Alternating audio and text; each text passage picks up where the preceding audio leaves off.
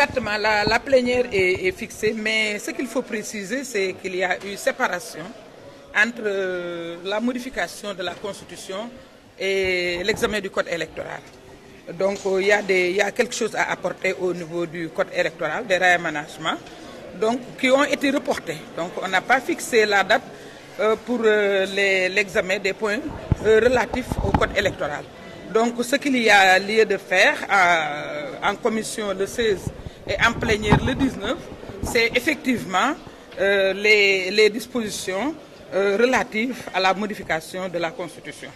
Donc nous allons aviser, mais d'ores et déjà, nous avons interpellé les consciences. Nous avons interpellé les consciences, nous avons parlé à qui de droit.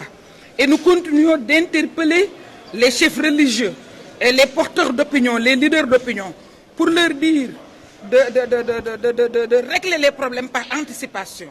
Je pense qu'un sage, ça sert à quelque chose. Nous l'avons dit à qui de droit, nous continuons de le dire, parce qu'il est encore temps de se voir et de régler certaines questions.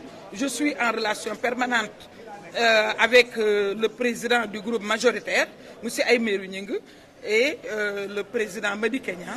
Donc nous allons encore nous revoir avant la tenue de la commission. Mais d'ores et déjà, je pense qu'il faut retenir ces dates parce que apparemment les marabouts et les sages, on les a interpellés et je pense qu'ils doivent faire quelque chose. Pouvez-vous parce revenir que sur les dates?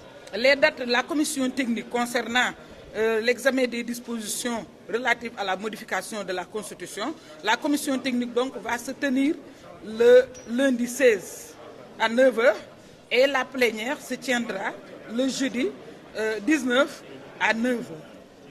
Pour le parrainage? Justement, c'est la modification des dispositions, la modification de la Constitution, effectivement. Donc vous y verrez ce que vous y verrez, parce qu'il y a le code électoral à modifier et effectivement, par rapport à ce code électoral, on n'a pas encore de date. On a préféré étudier les modifications relatives à la Constitution avant d'accéder au code électoral.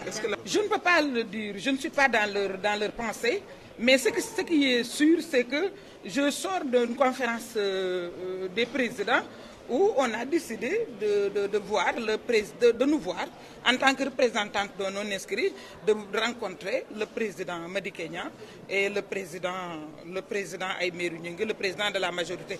Maintenant, ce qu'il faut dire, c'est qu'il y a deux interpellations. J'ai interpellé les sages de réagir avant qu'il ne soit trop tard.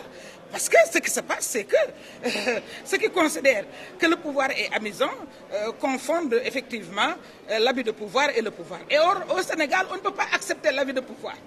Il est impossible d'accepter l'abus de pouvoir. Ce qu'il y a à signaler aussi, c'est que cette majorité qui est là, qui est au-dessus de nous, le peuple est plus fort que cette majorité qui est au-dessus de nous. Donc, je pense que nous avons interpellé les consciences. Il appartient à tout le monde de prendre ses responsabilités.